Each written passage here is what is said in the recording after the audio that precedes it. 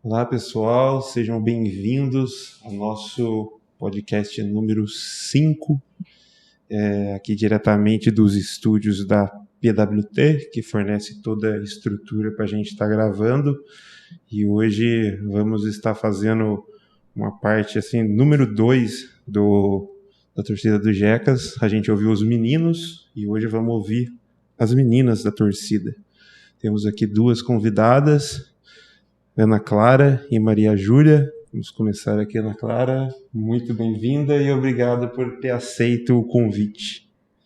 Oi, todo mundo. Obrigado pelo convite. Tô meio nervosa, mas vamos lá. Vamos lá. Maria Júlia, tudo bem? E muito obrigada por ter aceito o convite também. Muito obrigada. É um prazer estar aqui, tanto da rádio quanto do seu podcast. E vamos em frente. Vamos lá.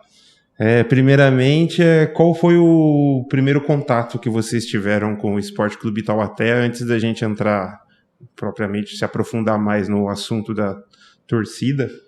Como foi o primeiro contato que vocês tiveram com o Esporte Clube Taubaté? Se recorda do primeiro? Eu era criança, assim, eu lembro de ir no estádio com meu pai, mas poucas vezes, porque meu pai, ele é pé frio e ele sabe disso, ele tem total consciência que ele é pé frio, então ele não vai muito, ele gosta muito do Taubaté, mas ele prefere, por exemplo, ele ajuda outras pessoas, dá o dinheiro para outra pessoa ir no jogo e ele fica de casa no rádio porque não dá certo ele lá. Então, assim, eu lembro de pequena com meu pai, mas eu não lembro quantos anos eu tinha. Mas a lembrança mais antiga, assim, é criança mesmo, no Joaquinzão. É engraçado que comigo é muito mais recente, porque apesar de eu sempre gostar de futebol, acompanhar, assim, mais ou menos, diversos times, a minha família é muito imersa no futebol, mas não tinha essa cultura de ir para um estádio ou de viajar para ver alguma coisa.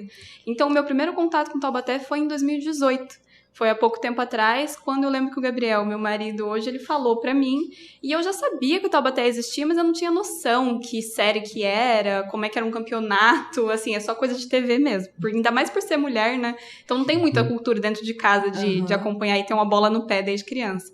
Mas eu lembro que em 2018 eu fui com uma colega de sala, eu cheguei e já estavam 5 minutos de jogo, era com Água Santa, Copa Paulista, um desses jogos de 3h30 da tarde, que é difícil ter público, né? Sim. Mas eu lembro que foi muito marcante pra mim, porque eu tava do lado da arquibancada que é descoberta, e eu acho que eram Jecas, eu tenho certeza que eram Jecas na parte coberta da arquibancada. E eu, como cheguei atrasado um pouco, eu não tinha visto ninguém, mas eu ouvia o barulho da murga, de um bumbo, assim, tocando, e eu lembro que foi muito marcante pra mim, e eu pensei, nossa, então esse é o clima de um estádio. Eu acho até que a gente ganhou de 1-0, algo assim.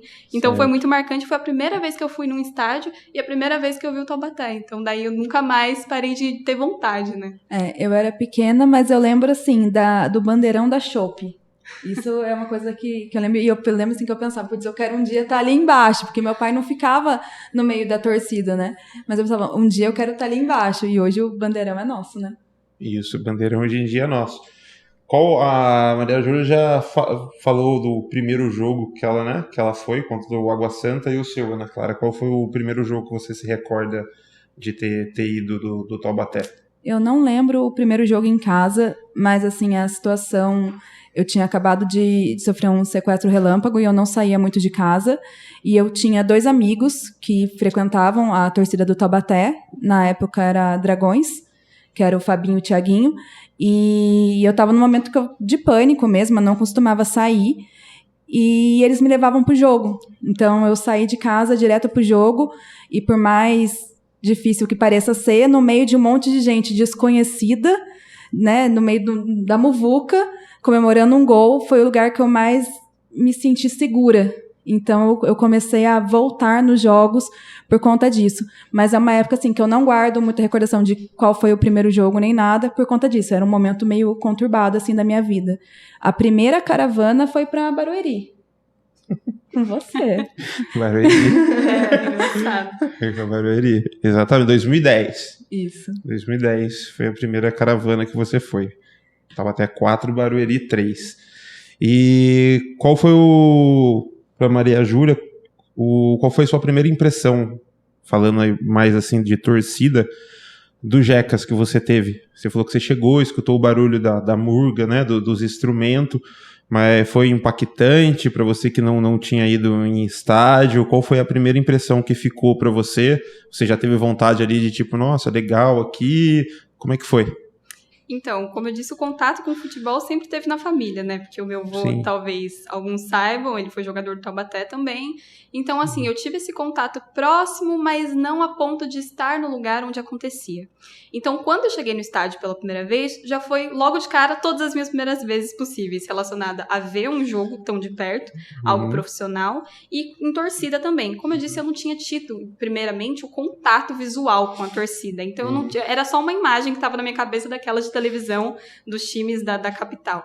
Mas eu lembro de ouvir muito Jecas e me marcou muito porque era um clima de festa. Era como se estivesse num carnaval. E isso era uma quarta-feira, 3h30 da tarde. Eu lembro até que o Gabriel, que tinha me chamado pra ir, ele não estava porque ele estava trabalhando. Então eu falei, não, inacreditável como tá acontecendo esse clima de festa, independente do que se passe dentro do campo. E eu lembro que essa foi a minha primeira coisa marcante na cabeça em relação à torcida de verdade, porque essa questão de ver a torcida organizada na TV é legal, e você imagina o quanto é emocionante tá pra eles lá, mas pra você não é a mesma coisa. O dia que eu estive no estádio e eu lembro de ouvir os instrumentos e a galera cantando, aí sim foi a emoção de verdade de estar em pé, assim, olhando e olhar em torno e pensar, tem gente que gosta disso. Como eu, então eu me senti muito à vontade, e eu lembro que depois de ter percebido isso, eu falei, olha, interessante, será que eles aceitam mulheres? Porque se eu puder voltar e estar perto, né, vai ser legal. Sim. E você, Ana Clara, você que viveu todo o processo do começo do Jecas, o que você pode falar desse começo da torcida, né? Até foi a fusão de duas torcidas que fez o Jecas, você participou disso. E como você vê o Jecas lá naquele começo, o pessoal conversando, vamos juntar, não vamos, e como a torcida está hoje em dia, apesar aí da pandemia, né? Mas como que a torcida se fortaleceu e tá hoje em dia? Eu comecei na época na Dragões, né? Eu não cheguei a ser, tipo, membro oficial, né? Mas eu ficava ali junto com a Dragões quando teve a primeira ali divisão e surgiu a Comando, né? E eu era meio cria da Thalita, assim, né? Porque a Thalita, pra mim, não sei nem se você chegou a conhecer a Thalita, mas ela, pra mim, assim, da minha faixa etária, é uma das torcedoras símbolo, assim, que ia atrás e que fazia as coisas e que corria atrás de dinheiro pra gente ter caravana. Então, assim, muito do que eu tento fazer hoje para ajudar os Jecas, eu aprendi com ela, peguei contato com ela para conseguir fazer. Arrumava briga. A Thalita é tenso. Agora ela tá numa fase paz amor, beijo, Thalita. Mas daí ficou um tempo na Comando e o Jefferson assumiu a presidência da Comando e estava, né, nessa questão dos meninos também que saíram da Dragões, criaram a Cocheira, a gente estava sempre perto, mas não... Né, era dividido, mas aí, quando precisava fazer algumas coisas juntos, né? E daí eles fizeram a reunião para juntar as torcidas. Eu acho que eu e a Teis eram as únicas mulheres, né? Na época. Sim. E daí surgiu o Jecas. Eu fiquei, confesso, e os meninos sabem disso, um pouco com o pé atrás, porque na época era assim, alguns eram mais largados, assim, a coisa era mais jogada. E a gente precisava de uma organização para acontecer, tipo, caravana, para coisa ir para frente, né? E na época a gente queria registrar a torcida, né? Que só a Dragões até então era uma torcida registrada, então a gente queria correr atrás de papelada, então a gente queria fazer um negócio mais certinho para seguir com a caminhada o mais correto possível. E eu fiquei meio com o pé atrás, mas no fim todo mundo se dedicou e fez, e tá como é hoje, né? A gente tem quem leva documento na polícia para conseguir entrar com material, a gente tem o pessoal que corre atrás para fazer adesivo, então a gente conseguiu, cada um aí dentro do que se identifica, ajudar a torcida e fazer a torcida crescer, né? Sim, boa. E como vocês veem a torcida que é um ambiente, né, predominantemente de homens, como vocês veem a participação de vocês, meninas, na torcida? Então, um detalhe importante, voltando mais uma vez na questão familiar, é porque o meu avô, sendo jogador, o meu pai, fanático por futebol, mas assim, eu talvez nunca tenha ido num estádio até então, porque nunca foi um ambiente propício para isso. Então, pro meu avô, quando a minha mãe era criança, ele levava ela, mas assim, quando é criança. Porque depois que você fica um pouco maior, não é um ambiente muito confortável para você, porque exatamente por ser predominantemente masculino, você talvez não se sinta confortável, e os homens que estão ali, consequentemente, também não vão te ajudar a se sentir confortável. Então, essa questão de estar no estádio, nesse dia estava muito vazio, então eu meio que esqueci dessa questão. Mas em outros momentos, ainda assim, é uma questão muito de não se incomodar, o que fica difícil, porque tem gente que vai estar lá para te acolher, para ser legal com você, e tem gente que não tem noção do espaço e faz brincadeira idiota e coisa do tipo. Inclusive, isso ainda é muito predominantemente com as mulheres dentro de campo, né? Por isso que o futebol feminino não é tão reconhecido. E aí que entra a importância de eu ter conhecido a torcida. Porque por mais que fossem maioria homens, eu pensei, ali eu tô segura, porque não que eu precisasse de homens em volta de mim para me sentir segura, mas é que aquela galera ali não é à toa, torcida organizada. Então tem uma função, tem uma disciplina e todos ali têm um papel tão importante quanto o outro. Então eu lembro que apesar de todas as dificuldades dentro do estádio, o que me motivou foi a torcida organizada, a continuar. Legal. E você, Ana Clara? Realmente, assim, o Joaquinzão, pra gente que viaja, a gente sabe que a gente tá no lucro, querendo ou não, em termos de, por exemplo, banheiro feminino, né? Não é o ideal, mas a gente tem um banheiro feminino. Quem viaja aí nos estádios, né? Série A2, Série A3, a gente sabe que nem sempre tem banheiro feminino, às vezes não tem nem banheiro masculino, né? Então a gente não tem nenhuma condição mínima de estar ali.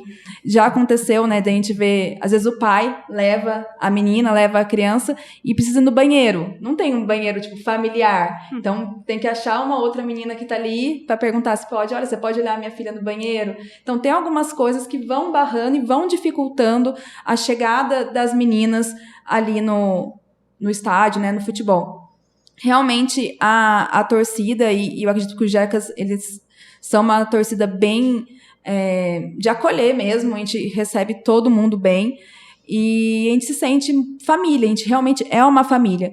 Então, eu sempre me senti muito confortável, sempre me senti muito respeitada por todo mundo, seja da torcida ou de dentro, né, do clube, né, do Taubaté. Sempre me senti muito respeitada. E eu sinto falta, assim, de mais meninas no estádio. Porque eu vejo bastante, assim, o que tem... Muitas vezes são meninas que começaram a namorar algum integrante da torcida, daí, por algum motivo, né, por querer estar perto, foram para o estádio e acabaram descobrindo que era legal e que seriam bem acolhidas. E acabam ficando.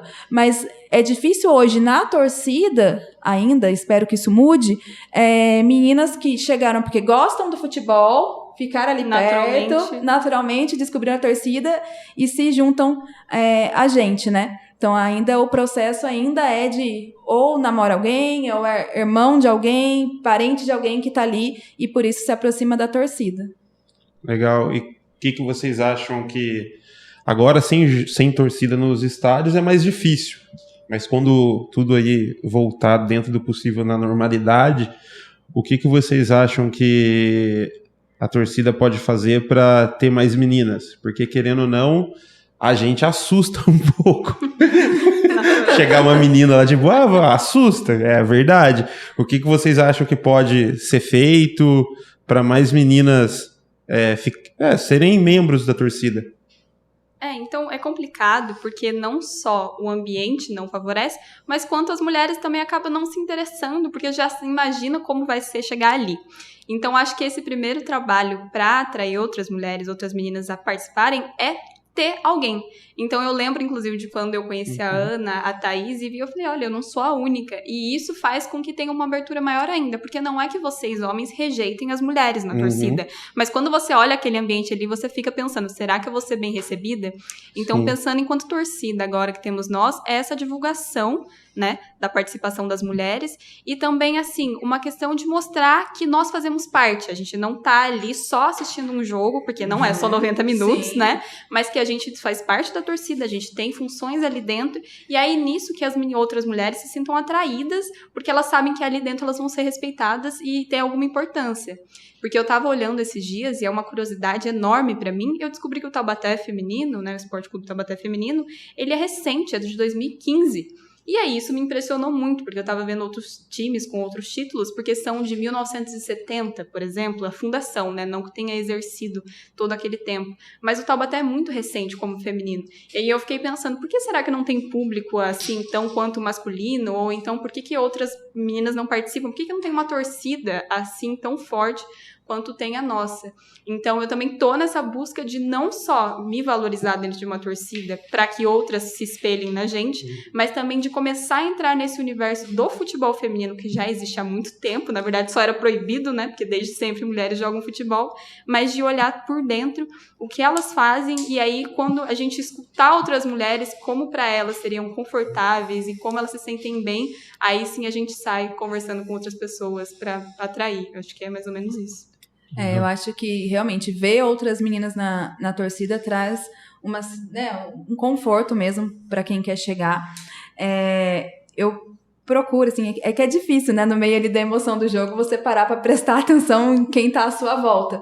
Mas quando eu consigo, né, e eu vejo que tem, seja criança, seja outras meninas perto, né, eu tento sempre chamar e convidar, e chamar mesmo para ficar mais perto da torcida, porque a gente vê, eu acho muito gostoso, assim, quando tem outras pessoas em volta da torcida que estão cantando a mesma música que a gente. Então, assim, a pessoa não é oficialmente da torcida, mas tá ali, tá cantando e tá sempre perto, né? Então, o quanto é importante a gente acolher essas pessoas, né, e trazer para perto da gente. Então, assim como eu acredito que a minha presença tenha sido um conforto para você, para mim, no caso, era a Thalita, né, que tava ali, que também incentivou, mas na história do Taubaté a gente já teve, né, a torcida feminina, Sim. né? Tinha a camisa 14, que foi fundada pelo seu Maciel, tá vivo aí, tinha um núcleo feminino. Sim. Tinha um núcleo feminino e da dona Ditinha, exatamente, da dona Ditinha, que tinha bastante mulher. Tem as fotos aí na página do Memória Alviazul, se vocês procurarem lá, Núcleo Feminino Camisa 14, vai aparecer.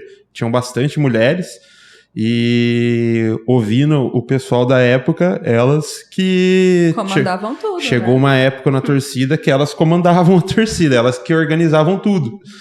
E poderia ser assim hoje em dia com esse trabalho que vocês acabaram de falar. E a Maria Júlia acabou de citar o futebol feminino, né? Que de 2015 para cá tem esse projeto, né? Que o time tá aí sempre disputando os principais campeonatos da modalidade. Mas Taubaté, ele foi um dos percussores em futebol feminino no Brasil. Se você for ver, tem até no site do Museu do Futebol, a parte do futebol feminino, lá da década de 60, você acha coisas do futebol aqui no Taubaté, que teve um jogo aqui em 69, o Joaquinzão lotado, das meninas do IDESA, que elas queriam arrecadar fundos para formatura e resolveram fazer partidas de futebol cobrando ingresso para ter dinheiro. E o negócio foi fomentando tanto na cidade que elas conseguiram lotar o Joaquinzão, fizeram várias partidas aí e fizeram a formatura delas. E uma outra questão, agora falando mais do futebol em si, assim, de caravanas, né, que a gente vai, uma caravana marcante para vocês, que vocês, seja marcante por motivo que for, seja futebolisticamente falando, algum fato que aconteceu, pode ter sido derrota, vitória, enfim, um negócio que marcou alguma caravana. Todas as caravanas são inesquecíveis, né? Cada uma acontece uma coisa diferente que a gente nunca vai esquecer. Mas eu acho que a minha primeira caravana talvez tenha sido a mais marcante, exatamente por ter sido a primeira. Porque eu lembro que eu tinha acabado de casar com o Gabriel, meu marido, e aí a gente estava em São Paulo. E aí, em 2019, eu não consegui muito ir nem no Joaquinzão, nem em caravanas, porque eu morava com a minha mãe. Então, assim, é complicado essa coisa de permissão, viajar, qualquer horário. Mas aí, quando eu tinha casado com o Gabriel, a gente tava em São Paulo, meio que de uma lua de mel. E aí, eu lembro que ia ter um jogo em Osasco. E aí a gente saiu de São Paulo, de metrô, depois pegamos trem até Osasco, só eu e ele, pra chegar lá e encontrar vocês. E aí depois voltamos de caravana com vocês. Então, assim, foi uma meia caravana, não foi inteira. Mas eu lembro que mas tá valendo, tá valendo. Foi marcante por causa disso, porque daí a emoção de estar pegando um trem em Osasco, passando naqueles rios que cheira mal, mas aí pensando, meu Deus, eu tô indo pra um estádio, foi muito emocionante. Mas acho que além dessa primeira vez, que obviamente me marcou muito, foi quando a gente foi pra Americana. Que, na verdade, também não foi uma caravana inteira. A gente jogou contra o Atibaia, né? Porque eu acho que eles não estavam no estádio deles, Isso. então foi em Americana. Foi Americana. Eu e Gabriel pegamos ônibus. A gente gastou uma grana, porque falando, a gente não pode deixar de ver, eu não vou conseguir ficar em casa ouvindo pelo rádio, porque, sinceramente, é desesperador. Depois que você começa a acompanhar. A caravana tava cheia, alguma coisa assim, não é? Era um carro. Era um carro. Que foi numa quarta tarde. Foi numa quarta tarde em Americana. Foram uns malucos de carro, e a gente queria ir, mas aí não tinha espaço pra nós dois, então a gente falou, não, a gente vai dar um jeito, vai pegar um ônibus. E aí, maluco, descer em, nossa, rodoviária de Americana. Foi, nossa, a gente não sabia onde tava. Chegou uma hora que a gente tava junto com aquela torcida Malucos do Tigre, do Rio Branco. E aí a gente foi chegar lá, a gente tinha pegado um Uber, e aí só que a gente parou no meio do mato.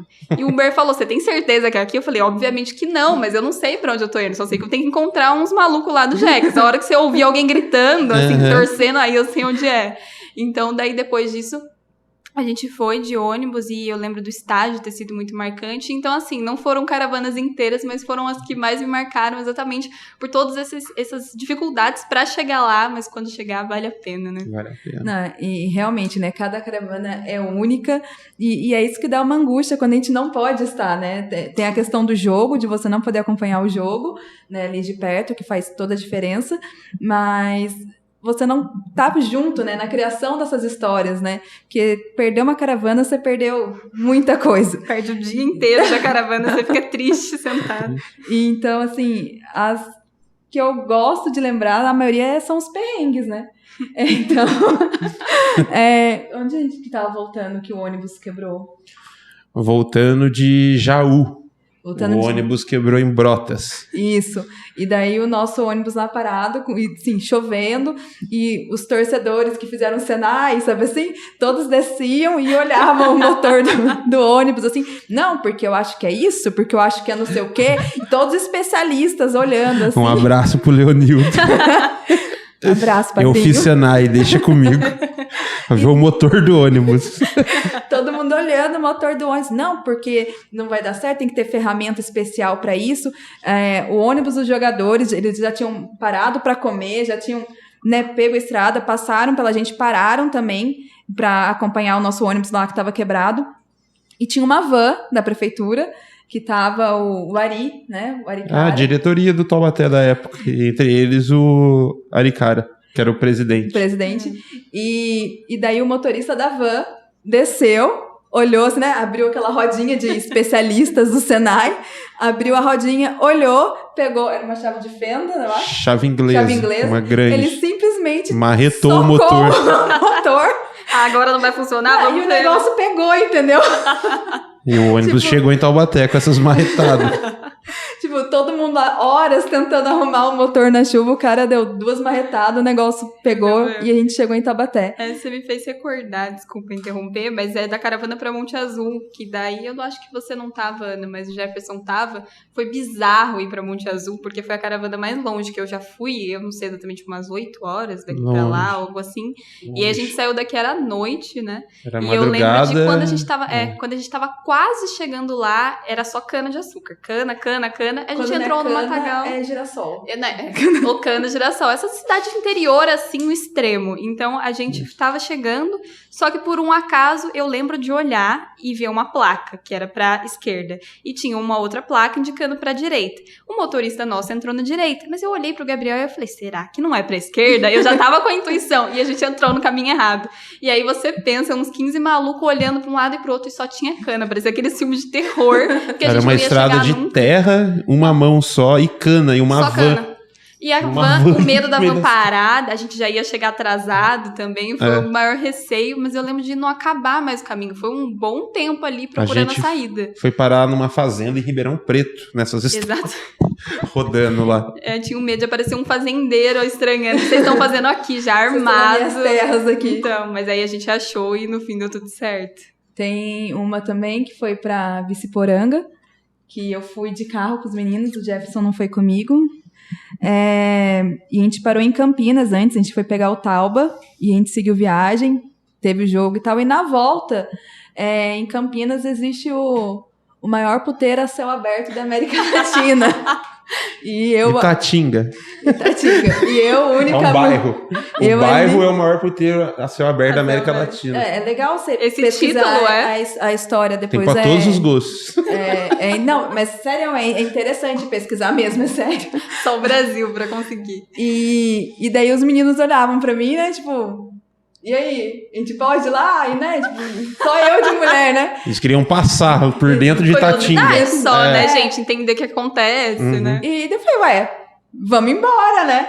Daí a gente passou de carro no meio lá do bairro e tal. Mas é interessante, inclusive, saber a história lá, que é o maior puteiro a céu aberto da América Latina. Então, é o tipo de vivência, assim... Coisas que só na caravana acontecem. Que eu tenho com os jecas, assim. Daí eu conto pra minha família depois, olha, eu fui conhecer o maior puteiro a céu aberto da América Latina sem meu marido, né, marido? Exato. Quem não sabe, a Ana Clara é minha esposa e ela conheceu o maior puteiro do Brasil e eu não. América Latina. América Latina, e eu não. Eu não conheci. Se vocês recordam... Se vocês quiserem falar de mais coisas de caravana, sintam-se à vontade. Ônibus do Chapéu. Ônibus do Chapéu. Posso fazer um parênteses? Pode. Foi para o primeiro jogo da final de 2015, Taubaté e Votuporanguense. O Taubaté perdeu de 3-0 e aqui venceu de 4 e foi campeão. Só que para ir para esse jogo em Votuporanga, muito longe, muita gente querendo ir e foi feito... Nossa, um corre gigantesco para fretar um ônibus, que tinha muita gente querendo ir.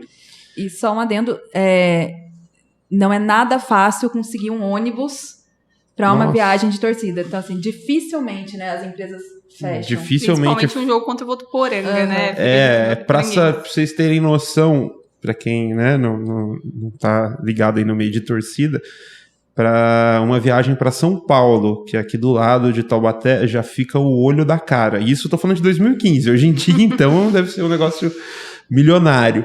Mas em 2015, imagina para Votuporanga, que é quase saindo do estado. São, acho que 8 horas, né? É longe, é lá perto de Monte Azul, Votuporanga, na região lá. E a gente vendo preços de ônibus para lá, para cá, várias empresas, ou as que tinham um preço que a gente achava era caro, mas razoável perto de outros, quando falava que era torcida, porque não adianta você mentir, chega na hora o motorista vê que é torcida, ele não leva, ele vai embora. Então não fazia até que um membro da torcida, na época, tá meio afastado, faz um tempo, mas ele tá sempre aí conversando com a gente, Voadora. Que é o Guilherme Voadora, né? O vulgo Voadora. Ele mandou mensagem, achei um preço bom, o ônibus é de Guaratinguetá. Aí eu falei pra ele, e qual que é o nome da empresa? Aí ele falou assim, não tem nome. Eu falei, como assim não tem nome? O dono do ônibus é o Seu Chapéu. Então a gente foi no ônibus do Chapéu pra Votuporanga. Mas chegou, voltamos. Voltou, tá todo mundo aqui. A gente chegou no Joaquinzão, né? Chegou um ônibus velho. Caindo aos pedaços, dentro, assim, o negócio tava podre, assim. E antes do jogo, a gente tinha feito, tipo, um esquenta em casa, né? Tinha. E eu tinha feito janta pra todo mundo, e o pessoal continuou em casa bebendo, comendo, e eu comecei a passar mal. Eu fui a caravana toda com febre, então assim, eu fui dormindo, jogada com febre. A gente tava em Caçapava, você falou pra mim, eu não tô legal. Aí eu falei, né, relaxa, daqui a pouco passa. Uma viagem de 8 horinhas passa rápido. Quase morreu. Eu desmaiei no jogo de febre, real. Desmaiou? Lembra do jogo? Não. Não, eu não vi. Era a Dinha, né, que era pra ter aqui com a gente hoje também, beijo, Dinha. A Dinha emprestou uma blusa dela, eu deitei no chão, eu apaguei. Eu dormi o jogo inteiro. Mas tava lá, pode falar que tava. Presença marcada. Mas, assim, tinha barato. Os meninos cantavam, assim, pulando, batia no negócio do ônibus, caía barato. Era um ônibus dos anos 80, um ônibus meio baú dos anos 80, velho, com baratas, tinha uns salgadinhos abertos em cima, tava até verde. Mas o que interessa, o preço foi bom? Foi bom. A gente chegou. Chegou, e pelo menos ele é só a carcaça dele que era ruim. O motor era um motor novo, era um motor de... O cara falou, ó, pode parecer rústico, o chapéu falando, mas o motor ele falou lá e é de 2010, e a gente tava em 2015. Não. Aí ele abriu o motor lá, eu não entendia nada, mas deu pra ver que era um negócio novo. Sim. E a gente foi, voltou e tranquilo, ônibus do seu chapéu. Então embora eu não tenha aproveitado quase nada da caravana, mas foi interessante porque realmente era um ônibus rústico. E o Bié, todo mundo, né? Vocês conhecem o Bié. O ônibus era rústico, foi, voltou e o Bié cagou no banheiro do ônibus.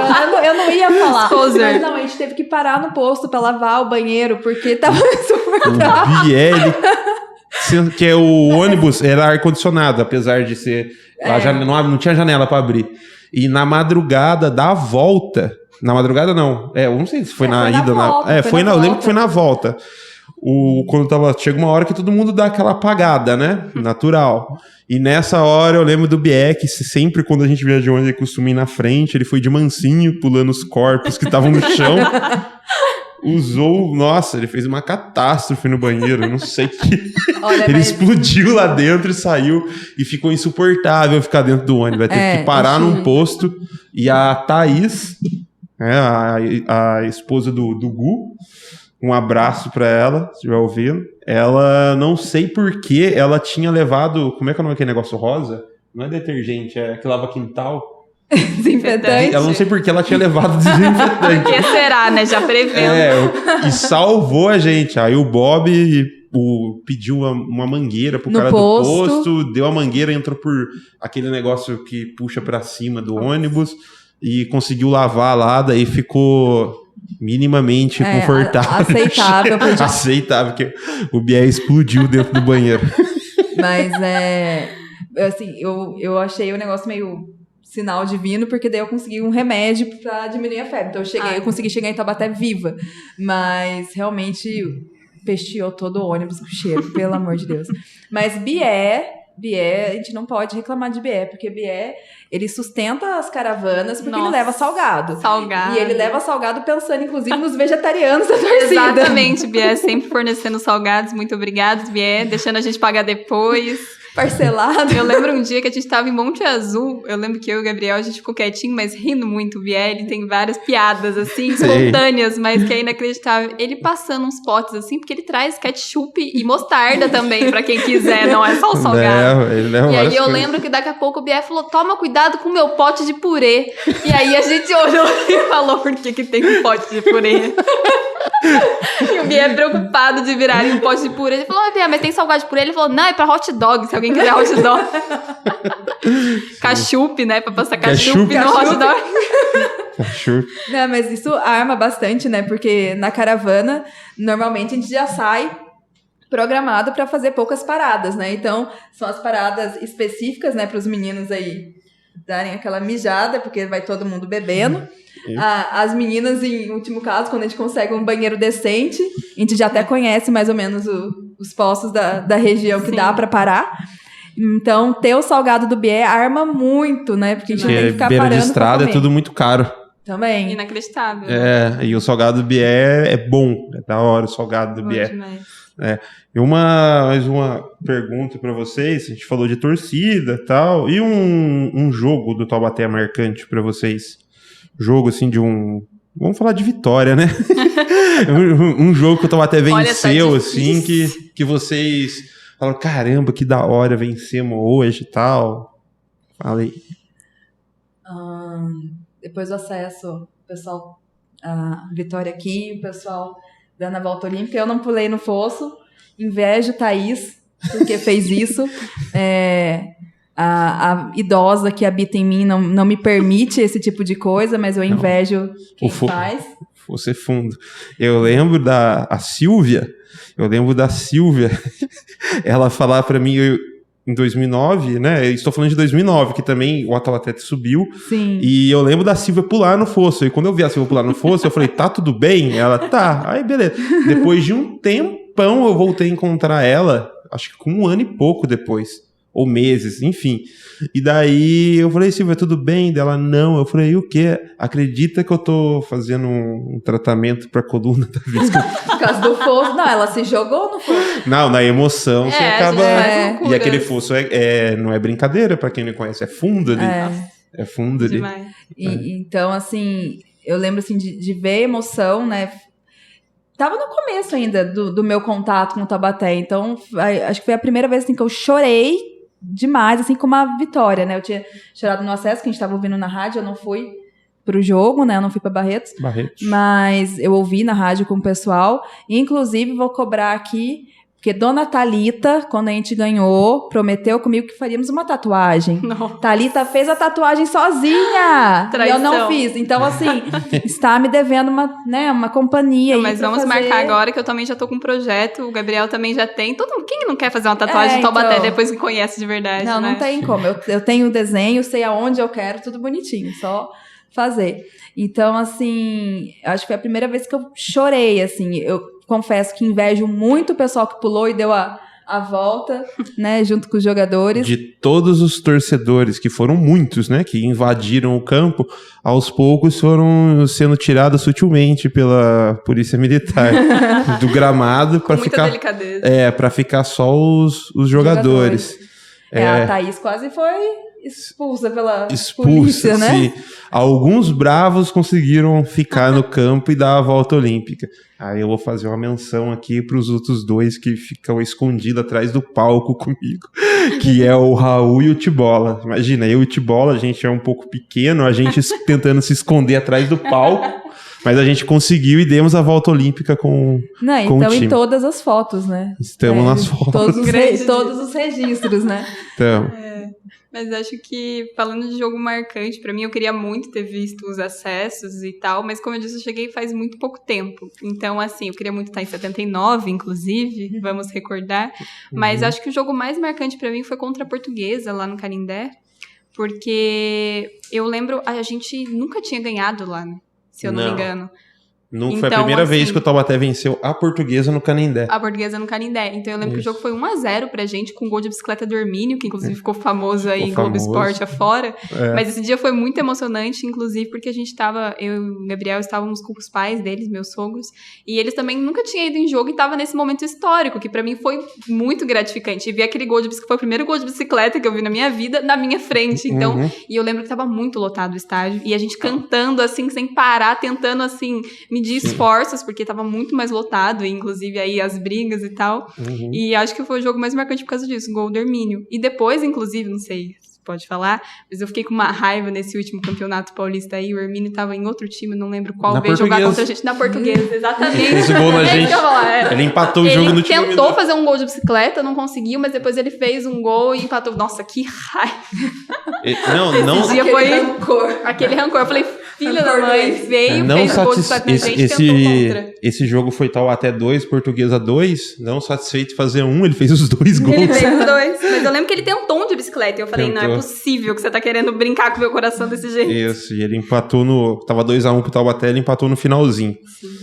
Esse foi no último campeonato, que o Taubaté tinha um time lamentável, diga-se de passagem. Tristeza, até Vocês hoje. sofreram muito com o Taubaté, porque foi um campeonato que o Taubaté tinha um time péssimo, tinha um time horrível, mas muito ruim, e a gente não estava podendo ajudar ali de alguma forma presencialmente no estádio, né? Os estádios fechados por causa da pandemia.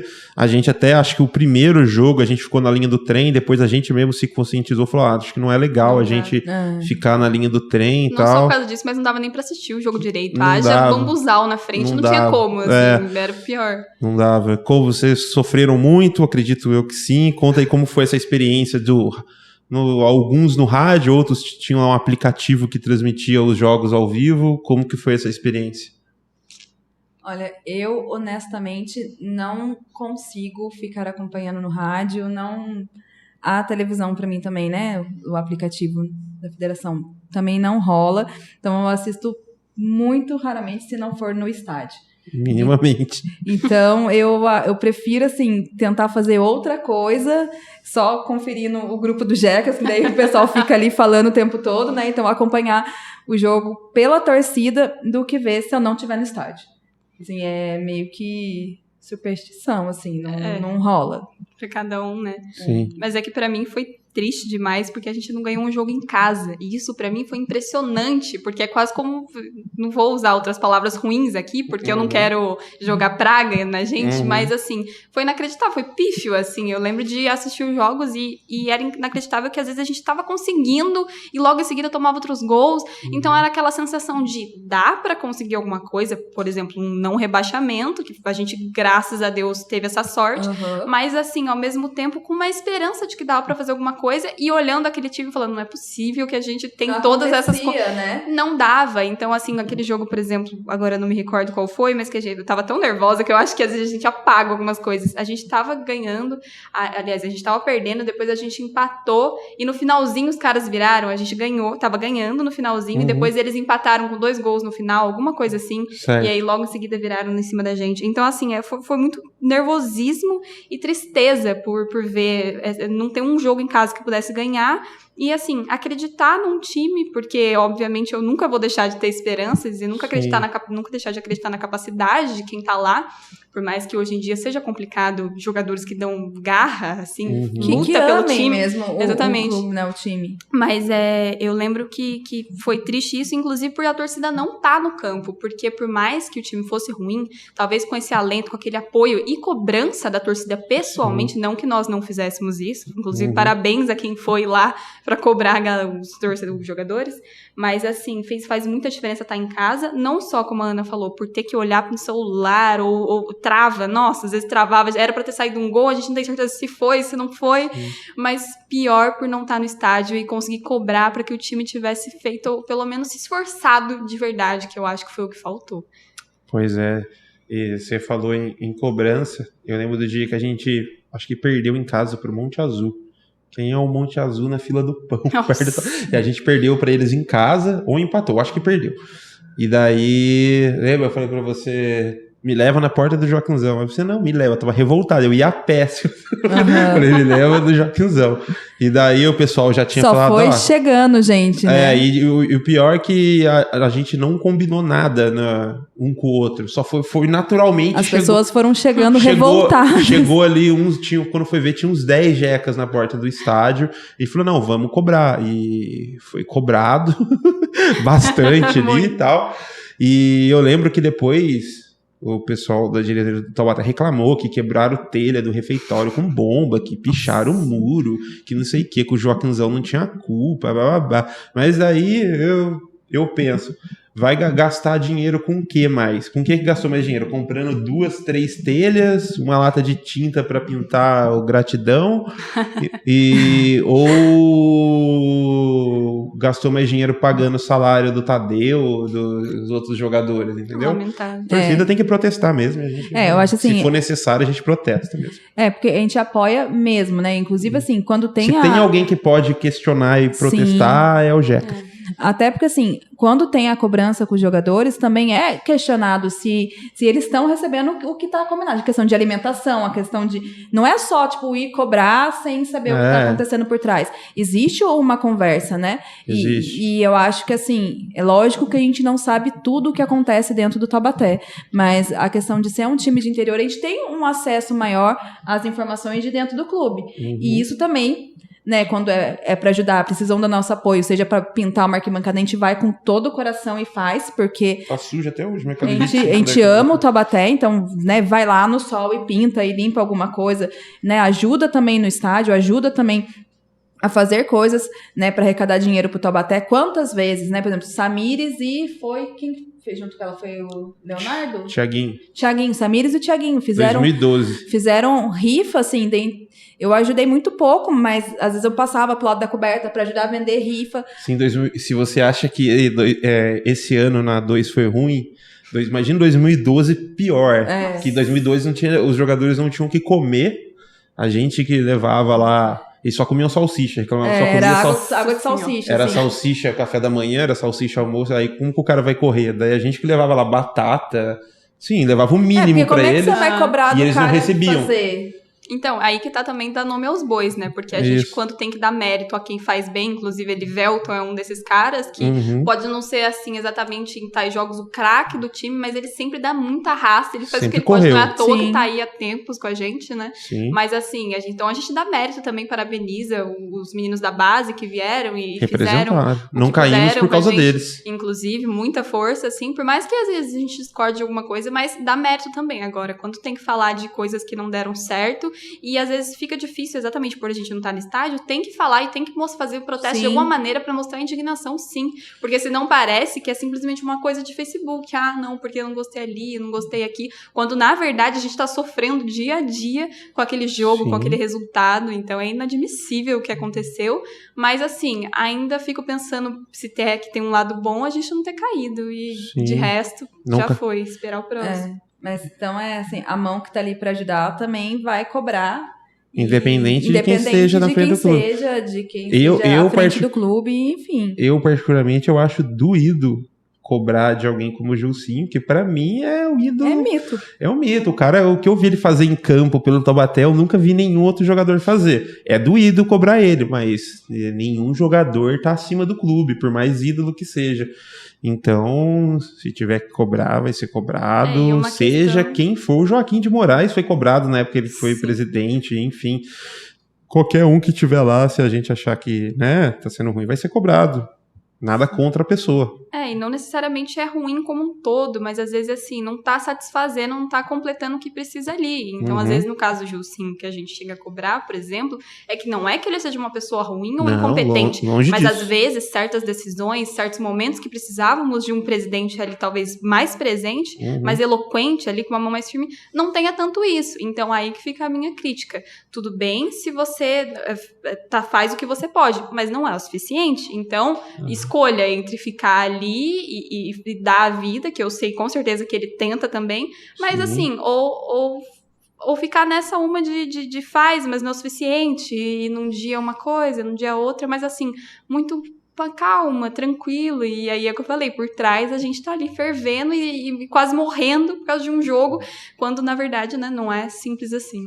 E também assim, né, às vezes já fez muito e agora tá cansado também e passa a bola pra outra pessoa, porque a gente entende que não é fácil, repito, a gente sabe disso, mas a gente vai cobrar. Aguenta. Isso aí. E vocês querem deixar algum... Aconteceu uma situação que, né, não vale a pena se for, pessoas que acham que não tem mulheres na torcida. Essa é boa. Que, né, não é um recado, até porque nem vale a pena, né, ficar dando ibope, mas pra quem acha que não tem mulher na torcida, vocês querem falar alguma coisa, sinta-se à vontade.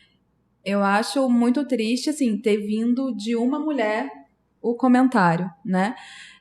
Então, como a gente falou aqui no começo, é uma luta sempre para estar trazendo mulheres, mostrando que, assim, que é um lugar que elas serão bem acolhidas, e daí você vê numa rede social uma pessoa que tem um público ali grande, vir questionar, né, isso.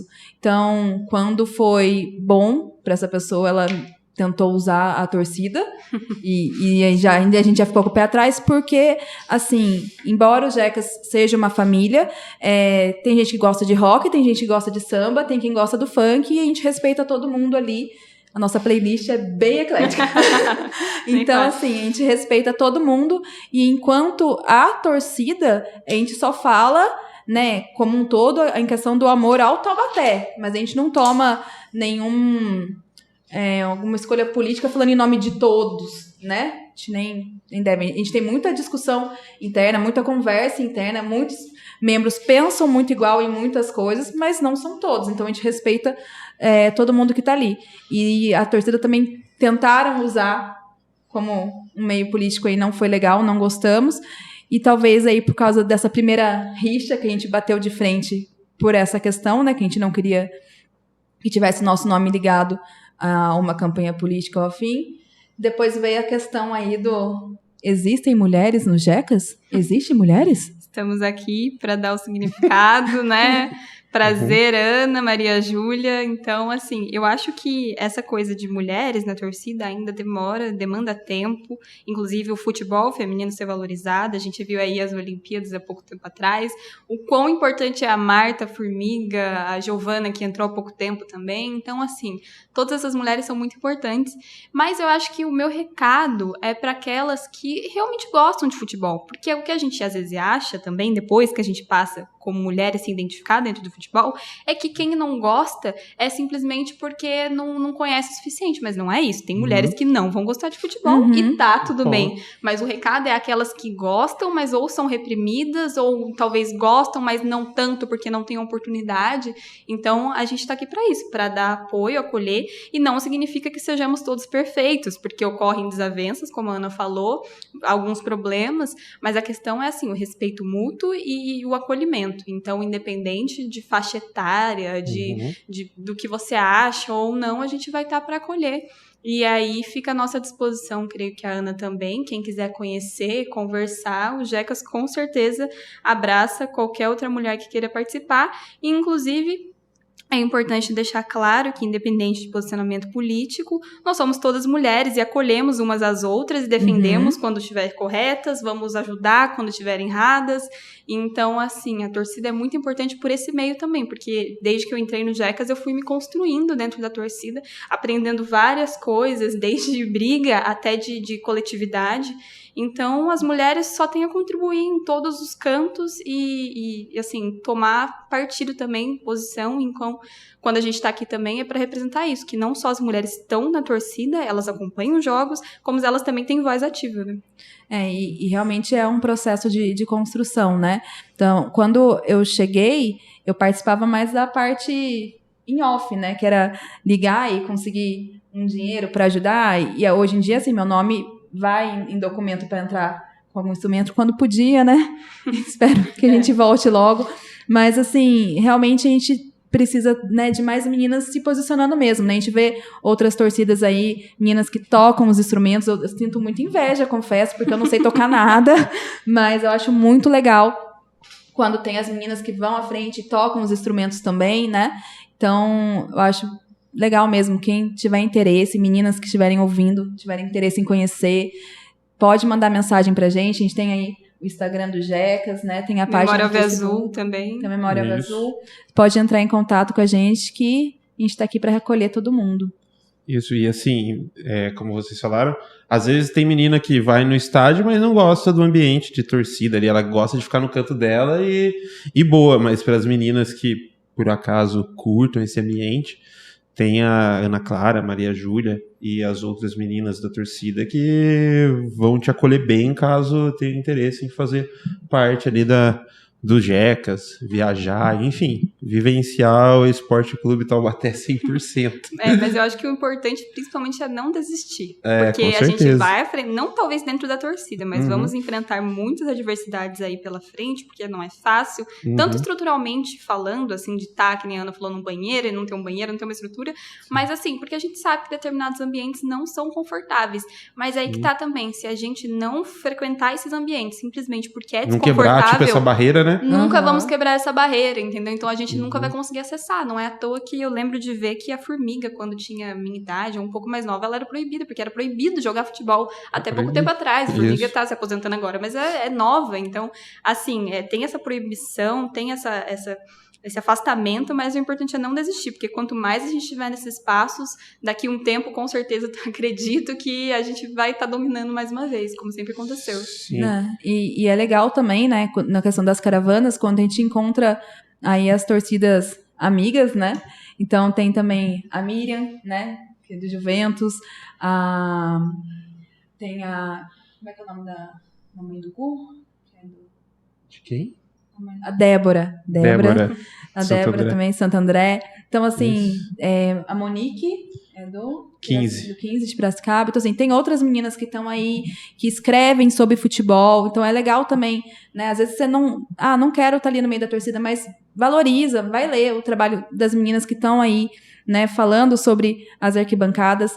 Tem o MEC também, que é o blog Mulheres em Campo. Eu escrevi um tempo para eles sobre o Taubaté. No momento, eu tô meio parada, por falta de tempo mesmo. Mas são mulheres, do Brasil inteiro falando sobre os seus times. Então, assim, é bem legal acompanhar. Mas essas outras meninas que estão por aí, estão falando de futebol e estão mostrando que realmente lugar de mulher é onde ela quiser. Exatamente. Até me emociona lembrar uma última coisa, que eu sempre falei com a minha mãe sobre futebol, antes dela torcer pro Palmeiras, assim, porque minha família é da Itália, então tinha uma certa relação, assim, mas ela nunca foi de acompanhar muito, porque daí é exatamente aquela coisa de não estar inserida nos meios, então acaba se desinteressando. E como eu disse, tudo bem também não gostar, ou simplesmente não querer saber. Mas eu lembro que teve um dia que eu comecei, eu me adaptei, eu me senti parte do Jecas, porque também tinha essa barreira de eu falar, calma, é uma torcida organizada, é uma questão muito séria participar ali e simplesmente encarar como brincadeira. Então demorou um tempo pra eu mesma me aceitar ali dentro, mas depois disso eu lembro de compartilhar com a minha mãe, e aí ela fez uma postagem no Facebook assim, vamos Taubaté, agora eu sou Jeca. E eu lembro que isso me marcou muito, foi muito emocionante, porque por mais que ela não vá nos jogos, que às vezes ela não acompanhe pelo rádio, mas ela percebe que se ela quiser, ela pode. Aí isso é muito importante. Daí ela percebeu, nossa, que legal é o Taubaté, é legal isso existir, saber que a minha filha faz parte. Então, sensacional, né? Legal. E pra gente encerrar, né, chegando aqui na parte final, o que vocês, a visão de vocês, no que vocês esperam do Esporte Clube Taubaté pro futuro, né, ano que vem a Série A2, e o que vocês acham que o Jecas no que a torcida pode melhorar, seja em qualquer quesito, assim, mais amplo, assim. Então, para esse ano ainda tem a Copa Paulista, né? Que temos a Copa Paulista. Pessoalmente não concordo muito, mas enfim, assunto para um outro podcast completo. Mas, assim, vai ter esse jogo e, mais uma vez, independente de qualquer coisa, a gente vai apoiar, tanto agora quanto no Campeonato Paulista que tem para vir. E, assim, em relação ao Esporte Clube Taubaté, é essa sensação sempre de esperança. Então, independente do que estiver acontecendo, a gente vai estar apoiar para criticar, mas nunca desistindo de acreditar num jogo, num campeonato, numa Série A1. Mas, assim, em relação ao geral do futebol aqui em Taubaté, eu acredito muito, a gente tem muito potencial. Às vezes o que me desanima um pouco é essa questão de dinheiro, porque hoje é impossível você não falar de dinheiro no futebol e em todas as outras áreas. Isso rege muitas coisas, mas assim, o Taubaté tem uma tradição muito forte. Então, apesar do dinheiro estar envolvido, a gente nunca vai deixar que o Taubaté seja um time empresa, por exemplo. Eu duvido que a gente permita isso. Então, assim, eu acho que tem muito potencial agora com essa quitação de dívidas, com a torcida organizada, e passando essa pandemia, com certeza, acho que só tem a melhorar o Taubaté evoluir, e essa questão principal, que eu acredito no potencial da gente de evoluir.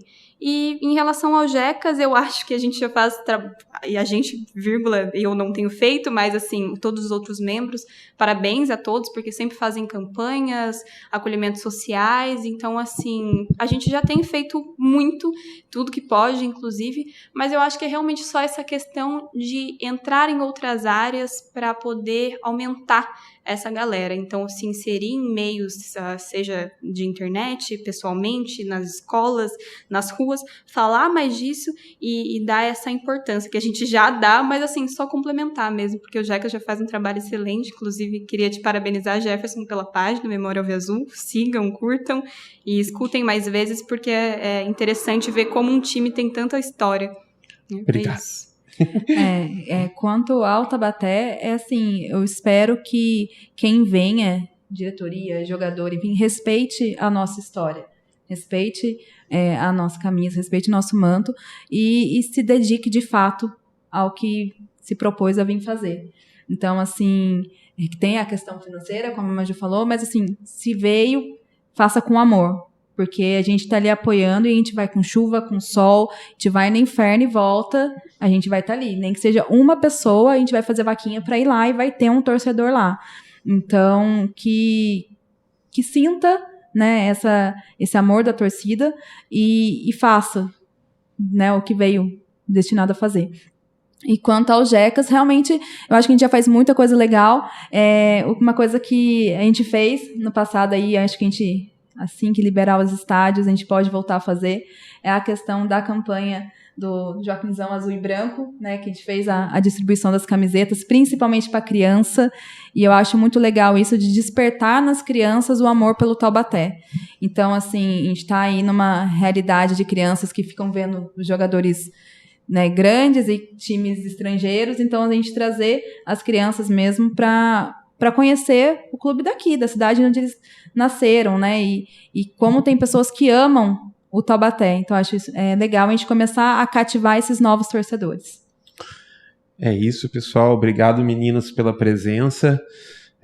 Você que gostou, curta, compartilha, manda para os amigos. E vamos chegando ao fim aí de mais um podcast. Até a próxima.